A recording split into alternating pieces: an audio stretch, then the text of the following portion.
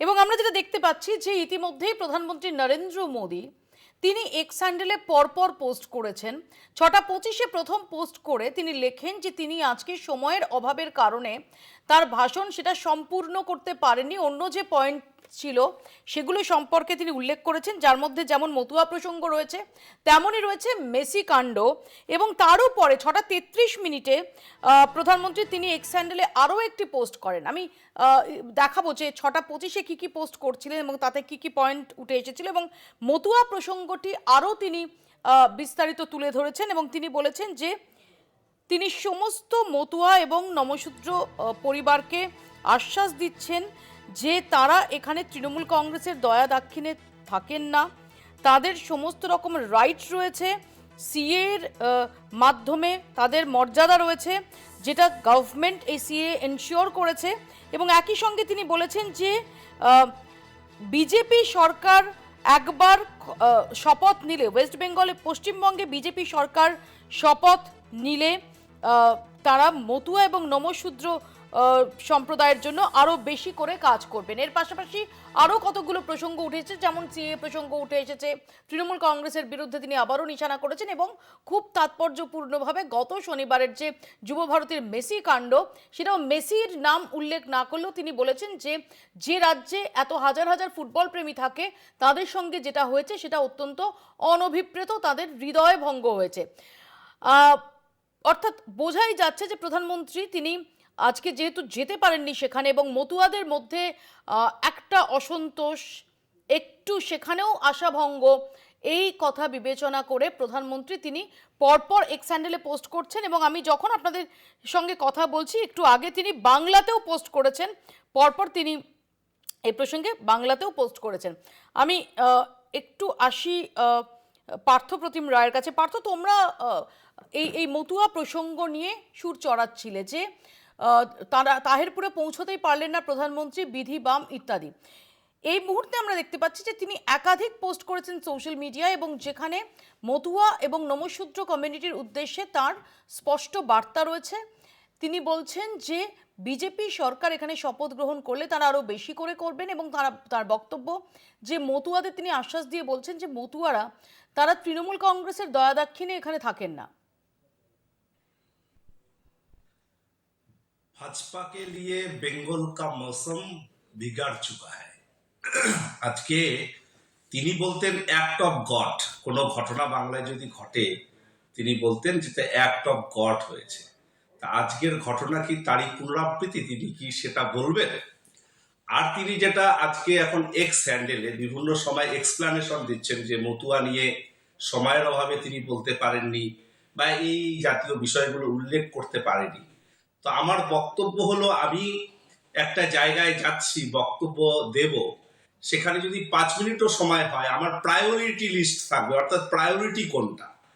তাহলে যে মতুয়া করে তিনি বক্তব্য রাখবার জন্য এসেছেন, যেখানকার মানুষ নাগরিকত্বহীনতায় ভুগছে, এসআইআর এত সংখ্যক মতুয়াদের মানুষের নাম বাদ গিয়েছে এবং তারা শুনানিতে সামনাসামনি হবেন, সেই মানুষগুলোকে আশ্বাস বাণী তিনি দেবেন না? বা তাদের পক্ষ থেকে তাদের বক্তব্য কি, যেটা বারবার মতুয়াদের নিয়ে তারা বলেছেন তারা কোনো চিন্তা নেই, তারা নিশ্চিন্ত থাকুন, কিন্তু সেই নিশ্চিন্ত থাকার পথ কি, সেটা ক্যাটেগরিক্যালি কি বিষয় হওয়া প্রয়োজন? এসআইআর পরবর্তী সময়ে প্রধানমন্ত্রীর মুখ থেকে এই বক্তব্য শুনবার জন্য এই মানুষগুলো সেখানে ভিড় জমিয়েছিলেন। তারা হতাশ হলেন যে ভার্চুয়ালি অডিওতে তিনি যে বক্তব্য রাখলেন সেখানে জঙ্গলরাজ ব্লা ব্লা অনেক কিছু বলবার চেষ্টা করলেন, কিন্তু মতুয়া নিয়েও একটি কথা বললেন না। এটা কিন্তু অনেক বেশি মানুষ উপলব্ধি করতে পেরেছে যে বিজেপি মতুয়াদের নিয়ে খেলছে, মতুয়াদের সেন্টিমেন্ট নিয়ে তারা ভোট বৈতরণী বিগত দিনে পার করেছে, কিন্তু বাস্তবিক পক্ষে মতুয়াদের স্বার্থে তাদের ভাবনা নেই, বা ভাবনা থাকলেও সেটা প্রায়োরিটি লিস্টে নেই। এবং প্রধানমন্ত্রীর আজকের বক্তব্যে সেটাই কিন্তু বারে বারে স্পষ্ট হয়েছে। আমরা এই কথাটাই বলতে চাই যে প্রান্তিক এলাকার মানুষ এসআইআর এ সব থেকে বেশি নাম বাদ গিয়েছে, সেখানে মতুয়া রয়েছে, সেখানে নমশূদ্র রয়েছে, সেখানে রাজবংশী রয়েছে, সেখানে চা বাগিচার তপশিলি আদিবাসী মানুষেরা রয়েছে। এটা কিন্তু একটা চরম চক্রান্ত হচ্ছে প্রান্তিক মানুষদের সঙ্গে। আমি সপ্তর্ষির কাছে যাব। সপ্তর্ষি, প্রধানমন্ত্রীর এই সভার তাৎপর্য আলাদাভাবে রয়েছে। তার কারণে এক হচ্ছে এসআইআর ঘোষণা হওয়া, দুই হচ্ছে যে আমরা বিহার নির্বাচনের পর সরাসরি দেখেছি যে বিহার নির্বাচনের যেদিন ফল ঘোষণা হলো সেদিন বিজেপির যে কেন্দ্রীয় সদর দফতর সেখানে দাঁড়িয়ে বাংলার প্রসঙ্গ উল্লেখ করে তিনি বলেছিলেন যে বাংলাতে জঙ্গল রাজের অবসান হবে। অর্থাৎ সামনে নির্বাচন, তার আগে দাঁড়িয়ে আজকের এই সভাটা বিহার নির্বাচন পরবর্তী সময় অত্যন্ত ইম্পর্টেন্ট ছিল। সেখানে তিনি ফিজিক্যালি গিয়ে পৌঁছতে পারলেন না, তিনি ভার্চুয়ালি বললেন, যদিও অডিও ভিডিও নয়, শুধুমাত্র অডিও বার্তায় গোটা বিষয়টায় সন্তুষ্ট থাকতে হলো। এবং সেখানে মতুয়া প্রসঙ্গের অনুপস্থিতি এবং পরে এখন series of x handle post প্রধানমন্ত্রীর তরফ থেকে। প্রথম কথা হচ্ছে যে জঙ্গল রাজের অবসান তিনি করতে চাইছেন পশ্চিমবাংলায়, আর পার্থ চট্টোপাধ্যায়রা জেল থেকে ছাড়া পেয়ে যাচ্ছে, অনুব্রতরা জেল থেকে ছাড়া পেয়ে যাচ্ছে, জ্যোতিপ্রিয় মল্লিকরা জেল থেকে ছাড়া পেয়ে যাচ্ছে। কিভাবে অবসান করতে চাইবেন? করতে চাইছে না বিজেপি অবসান। মতুয়া প্রসঙ্গে কথাটা খুব পরিষ্কার। আজকে তাহেরপুরে কতটা শখ ছিল আমি জানি না, কিন্তু মতুয়া মানুষ সেখানে যারা সমবেত হয়েছেন, যে প্রশ্নগুলো প্রধানমন্ত্রীর কাছে তারা করতেন, সেই প্রশ্নগুলো প্রধানমন্ত্রীর উত্তর দেওয়ার কোনো জায়গা নেই। এবং তাই জন্যে এত কিছু প্রধানমন্ত্রী পারেন, মানে উনি চাইলে ইউক্রেন আর রাশিয়ার যুদ্ধ থেমে যায়, আর উনি কলকাতা বিমানবন্দর থেকে এটা মানে ডায়লগ ভিত্তিক একটা টেকনোলজি ব্যবহার করে একটা কিছু করতে পারলেন না, যেখানে সাধারণ মানুষ তাদের দুটো প্রশ্ন করবে। আমি বলছি digital India, exactly digital India. Digital India নিজের ক্ষেত্রে হচ্ছে না, শুধু প্রচারের ক্ষেত্রে হচ্ছে। যখন মানুষের প্রশ্ন করতে হবে, প্রশ্নের উত্তর দিতে হবে, তখন ডিজিটাল ইন্ডিয়া নেই। আর যখন শুধু নিজের প্রচার করতে হবে, তখন ডিজিটাল ইন্ডিয়া রয়েছে।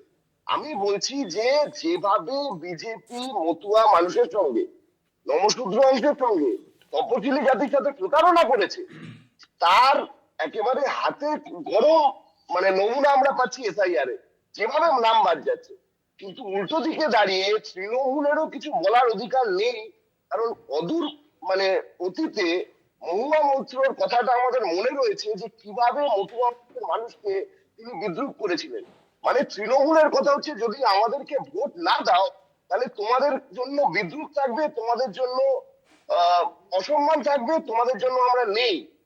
এবং তারই উদাহরণ হিসেবে মহুয়া মৈত্রের কথাটা রয়েছে।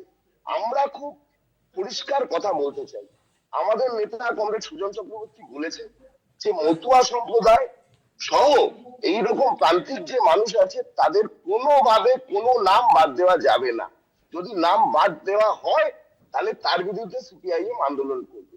আর আসল কথা হচ্ছে যে সিএএ বিষয়টা রয়েছে, এনাদেরকে এখন বোঝানো হচ্ছে যে তোমাদের নাম বাদ গেছে, কিন্তু সিএএ করে তোমাদের নাম আবার ঢুকিয়ে দেবো, তোমাদেরকে নাগরিকত্ব করবে। আচ্ছা, যার নাম বাদ দিয়ে দিচ্ছে ভোটার লিস্ট থেকে, তারপরে তাকে নাগরিকত্ব দেবে, এই কথাটার মানে কিছু নেই। আমি আসবো সপ্তর্ষি, সেই নির্বাচনের কেন্দ্র করে এই কথাগুলো হচ্ছে। আমি আসবো সপ্তর্ষি, আমি একটু সুমনদার কাছে আসবো। সুমনদা, দেখুন, প্রধানমন্ত্রী মতুয়াদের সম্বন্ধে তার অডিও বক্তব্যে কোনো মন্তব্য করেননি, এটাই খুব স্বাভাবিক ব্যাপার। মাননীয় সময় তো কম ছিল। সময় কম থাকলে যদি 10 মিনিট কেউ বলে, ইচ্ছা করলে 2 মিনিটের মধ্যে বলতে পারে, বিষয় সেটা নয় মৌপিয়া। ওনার কাছে কোনো উত্তর ছিল না, কারণ শান্তনু ঠাকুর এবং মমতাবালা ঠাকুর যেভাবে গটাপ করে এই অনশন মঞ্চ থেকে শুরু করে নানা রকমের কর্মকাণ্ড এদের এই মতুয়া সমাজকে ব্যবহার করছে, সেটা বাংলার মানুষ দেখতে পাচ্ছে। এক, দ্বিতীয় কথা হচ্ছে মতুয়াদের ভোটাধিকার। আমরা জাতীয় কংগ্রেসের তরফ থেকে, মাননীয় শুভঙ্কর সরকারও বলেছেন, আমরা জাতীয় কংগ্রেসের তরফ থেকে মতুয়াদের নিঃশর্ত ভোটাধিকার চাই। প্রধানমন্ত্রী কি বললেন, কার পারমিশনে মতুয়ারা পশ্চিমবঙ্গে থাকবেন কি থাকবেন না, এটা আলোচ্য বিষয় নয়। একটা সম্প্রদায়কে নিয়ে ভারতীয় জনতা পার্টি আর তৃণমূল কংগ্রেস পিং পং বলের মতন খেলে যাবেন, আর তাদের দুর্দশার শেষ থাকবে না, তাদের নাইটমেয়ারের শেষ থাকবে না, রাতের ঘুম কেড়ে নেওয়া হবে, এটা হতে পারে না। দেখুন, নরেন্দ্র মোদী 2014 সালে ক্ষমতায় এসেছিল, আমরা কিছু বললেই বিজেপির প্রতিনিধিরা পণ্ডিত নেহেরুর কাছে চলে যান। তা আমিও একটু 2-1 লাইন বলতে চাইবো যদি সঞ্চালিকার পারমিশন পাই। Demonetisation failed, abrogation of article 370 failed, আর যা যা করেছে বেটি বাঁচাও বেটি পড়াও সবটা মিথ্যা। মিথ্যার উপরে এখন নতুন বাংলায় ওরা নতুন ক্লাস্টার যেটা তৈরি করেছে, যেটা নিয়ে রাজনীতি করতে পারে, এবং তৃণমূল কংগ্রেস পর্দার পিছন থেকে ধোঁয়া দিচ্ছে, তা ওদেরও সুবিধা। সেটা হচ্ছে এই মতুয়া সম্প্রদায়ের মা ভাই বোনেরা। এটা অত্যন্ত আমি দুর্ভাগ্যজনক, আসবো ইতিমধ্যে প্রীতম অত্যন্ত দুর্ভাগ্যজনক। প্রীতম, তৃণমূল কংগ্রেস যেটা বলছে যে कुर्सी की पेटी बांध लो, मौसम बिगड़ गया है, बिगड़ने वाला ना बिगड़ गया है। বিধি বাম যে কারণেই আজকে তাহিরপুরে পৌঁছতে পারলেন না প্রধানমন্ত্রী। শুধু তাই নয়, ভার্চুয়াল যে বক্তব্য সেখানে মতুয়া প্রসঙ্গ অনুপস্থিত। পরে এখন তিনি একের পর এক স্যান্ডেলে পোস্ট করছেন, সেখানেও বক্তব্য যে তিনি বলছেন যে বিজেপি সরকার পশ্চিমবঙ্গে শপথ গ্রহণ করলে মতুয়া এবং নমঃশূদ্রদের জন্য আরও বেশি করে করবে। প্রথম কথা যে সরকার যদি আসে তার জন্য তো ভোটটা দিতে হবে, তার আগে তো ভোটটা হবে। সেই ভোট কি বাদ যাওয়া মতুয়ারা তারা দিতে পারবেন? না দেখুন, আজকে তার কোনো সুস্পষ্ট উত্তর আছে? আজকে তো স্পষ্ট উত্তর এটাই যে আজকে যারা যারা আপনার যাদের মনে হচ্ছে যে তাদের নাম আসবে না, তাদের নাগরিকত্ব এখনো পায়নি, তারা সবাই মানে ইমিডিয়েটলি মমতা ব্যানার্জি ও মমতা বালা ঠাকুর, যেগুলো ওই টিএমসির কিছু স্টুজ বসে রয়েছে ওই ঠাকুরনগরে, তাদের কথা না শুনে ইমিডিয়েটলি তারা যেন আপনারা অ্যাপ্লাই করুন। এই আমি আপনাকে দেখাতে পারি, এটা একটা আপনার সিটিজেনশিপ সার্টিফিকেট অনেকে পেয়েছেন, আমি একসাথে তার প্রিন্ট আউট করে নিয়ে এসেছি। আমরা এই 15 দিন আগে আমি করিয়েছিলাম এদেরকে অ্যাপ্লাই, ইতিমধ্যে তারা সিটিজেনশিপ সার্টিফিকেট পেয়ে গেছেন। যখন ডাকবে তারা যখন এটা কি দেখাবেন, তারা অটোমেটিক ভোটাধিকার পাবেন। এই যে এইটা আজকে ইন্ডিজোট তথা মমতা ব্যানার্জির জন্য আজকে মতুয়াদের এই দশা। তার আগে এর আগে কংগ্রেস এই যে একটু আগে বলছিল না নেহরুর কথা, আজকে এনাদের জন্য দেশটা ভাগ হয়েছিল, দেশটা ভাগ হওয়ার জন্য আজকে দিদি দত্ত হয়েছিল দেখেই আজকে নমঃশূদ্র থেকে মতুয়াদের এই অবস্থায় পরিণত হয়েছে, নাহলে তো এই অবস্থায় কোনো জায়গায় থাকতো না। কিন্তু আজকে দেখুন, এই মমতা ব্যানার্জি এবং মমতা বালা ঠাকুর যারা মিথ্যা কথা বললো, তাদের জন্য আজকে এই অবস্থা। 2019-এ আইন পাস হয়েছে, তারপর করোনার একটা টাইম ছিল, তারপর আপনার প্রায় 200-র মতো ইন্ডিজোট আপনার নানা রকম ভাবে যেটা বিক্রি করছিল 200 টাকা 300 টাকা সুমন্ত এক সেকেন্ড বলতে দিন, এক এক করে বলতে আপনার দিন। প্রায় সুমন্ত এক এক করে বলতে দিন 200-র মতো আপনার মামলা চলছিল, সেগুলো নিষ্পত্তি করে যখন রুল ফ্রেম হলো, আমি মানে প্রায় তারও 2 বছর হয়ে গেল, তারপরে ইন্ডিজোট এবং তার সাগরেদ হচ্ছে মমতা ব্যানার্জি বারবার ওরা মিথ্যা কথা বলেছে। সিএ এর নাম করে এনআরসি করিয়ে ঘর পুড়িয়েছে, ঘর জ্বালিয়েছে, হাজার দুয়ারি ট্রেন পুড়িয়েছে, মানুষকে ভুলভ্রান্তি করেছে, এবং মানুষকে বিভ্রান্তি করার জন্য আজকে এই নমঃশূদ্র এবং আজকে মতুয়াদের আজকে কিছু অসুবিধা হচ্ছে। কিন্তু আমরা বলছি, আমরা ভারতবর্ষের আইন, আমাদের কথা কিছু যায় আসে না। ভারতবর্ষের আইন যেটা লোকসভায় রাজ্যসভায় পাস হয়ে গেছে, রাষ্ট্রপতি সাইন হয়ে গেছে, সব কিছু হয়ে গেছে, প্রায় 200 মামলা সুপ্রিম কোর্টে করেছিল, সেটাও নিষ্পত্তি করে দিয়েছে। নিষ্পত্তি করার পর রুল ফ্রেম হয়ে গেছে, তারপরে প্রচুর লোক, এই আপনাকে দেখাচ্ছি, প্রচুর লোক অ্যাপ্লাই করে আপনার প্রায় হাজার প্রায় 50-60 হাজার লোক অলরেডি নাগরিকত্ব পেয়ে গেছেন। তো আপনারা এই তৃণমূল এবং ইন্ডিজোটের পাল্লায় পড়বেন না, এদের পাল্লায় পড়েই একটা সময় আমাদের দেশটা ভাগ হয়েছিল, একটা সময় আমাদের এই মানে ওই আপনার মাথার মধ্যে উদ্বাস্তু বলে একটা স্ট্যাম্প পড়ে গেছিল, সেটা একমাত্র নরেন্দ্র মোদী এসে সেটা স্ট্যাম্পটা উঠিয়ে। আমি আসবো, একটা ছোট্ট বিরতি আমাকে নিতে হবে। এদের কথা শুনবেন না, আপনারা ইমিডিয়েটলি অ্যাপ্লাই করুন সবার আগে। ছোট্ট একটা বিরতি নিতে হবে।